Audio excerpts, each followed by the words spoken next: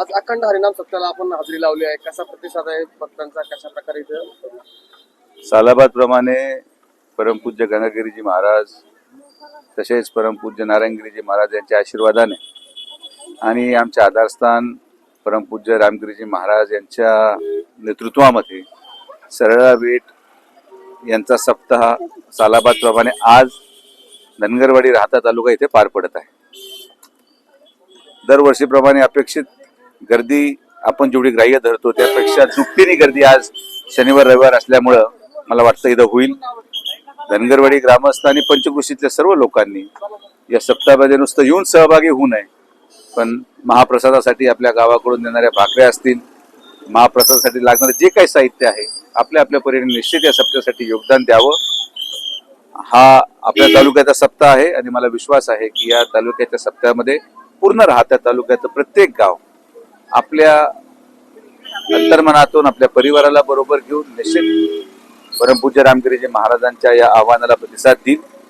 येत्या 25 तारखेला राज्याचे लाडके मुख्यमंत्री माननीय देवेंद्र फडणवीस साहेब आणि उपमुख्यमंत्री माननीय शिंदे साहेब तसेच पालकमंत्री विखे पाटील साहेब या सगळे मान्यवरांच्या उपस्थितीत कार्याचं कीर्तन या ठिकाणी पार पडणार आहे. मला विश्वास आहे की ज्या अपेक्षेने आपण अशा प्रकारचे धार्मिक कार्यक्रम घेतो, सनातन धर्म आणि हिंदू संस्कृती पुढे नेण्याचं काम परमपूज्य रामगिरीजी महाराजांच्या हस्ते होत आहे आणि निश्चित फार मोठा वारसा त्यांना आहे आणि त्याचबरोबर भक्तवर्ग एवढा मोठा आहे. धनगरवाडीच्या ग्रामस्थांनी अतिशय उत्कृष्ट काम केलेलं आहे. कुठल्याही राजकीय चित्र न करता एक ग्रामस्थ म्हणून या सप्ताहाचं आयोजन केलं आणि प्रत्येक राजकीय व्यक्ती आपल्या आपल्या परीने या सप्ताहासाठी योगदान देत आहे. आपण देखील सप्ताहाला आमचे भक्त महाप्रसाद देखील घेतला. कसं वाटतं एकंदरीत?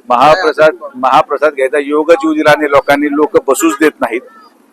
त्यामुळे मी बाकीच्या भाविकांची गैरसोय होऊ नये म्हणून मी आता माझा डब्बा बांधायला सांगितलेला, मी घरी घेऊन जाऊन खाईल. कारण की इथं लोक ज्या पद्धतीने आपण गेल्यानंतर नियोजनामध्ये विसंगती यायला नको, ही आपली प्राथमिकता आहे. भक्तांची सुरक्षितता आपली प्राथमिकता आहे. म्हणून सहसा माझ्यामुळे कोणाला त्रास होऊ नये हे मी टाळतो.